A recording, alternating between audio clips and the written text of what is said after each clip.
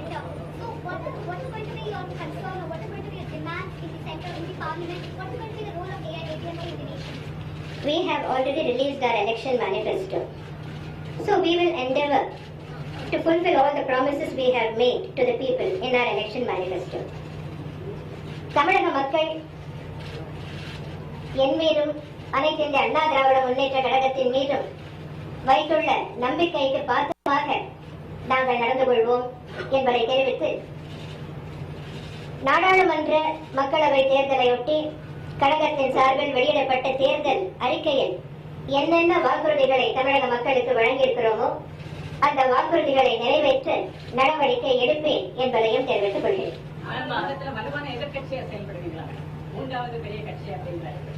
முழுமையான முடிவுகள் இன்னும் வரவில்லை.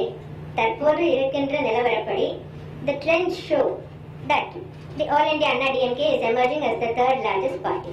We will function as a responsible political party. People of this country have voted for ADMK.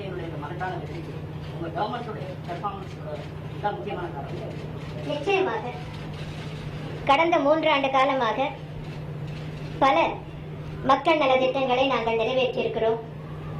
சதா சர்வகாலமும் மக்களை பற்றியே சிந்திக்கின்ற ஒரே இயக்கம் அனைத்து இந்திய அண்ணா திராவிட முன்னேற்ற கழகம் என்பதை பலமுறை நான் சொல்லியிருக்கிறேன். அதே போலவே மக்கள் நலனை பற்றி மட்டுமே சிந்திக்கின்ற மாநில அரசாக அனைத்து இந்திய அண்ணா திராவிட முன்னேற்ற கழக அரசு விளங்குகிறது. மக்களுக்காக எண்ணற்ற நலத்திட்டங்களை கொண்டு வந்து செயல்படுத்தி இருக்கிறோம். அந்த திட்டங்களின் பயன்கள் எல்லாம் மக்களை சென்றடைந்திருக்கின்றன. அதனால் மக்கள் தங்கள் மகிழ்ச்சியை, தங்கள் அங்கீகாரத்தை இந்த தேர்தல் முடிவுகளின் மூலம் தெரிவித்திருக்கிறார்கள். மக்கள் என் மீதும் கழகத்தின் மீதும் கொண்டுள்ள அளவு கடந்த அன்பை வெளிப்படுத்தி இருக்கிறார்கள் என்று எடுத்துக்கொள்கிறேன். In your campaign, you have said that there will be a friendly government at the center.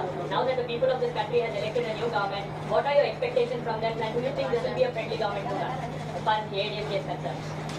You are asking me so many questions at a point when even the results have not yet fully been declared. In many of the constituencies, only about 5 rounds of counting have been completed. I wish the new government well. I wish the new Prime Minister well. And I hope the new government that will be formed at the center will be friendly towards Tamil Nadu.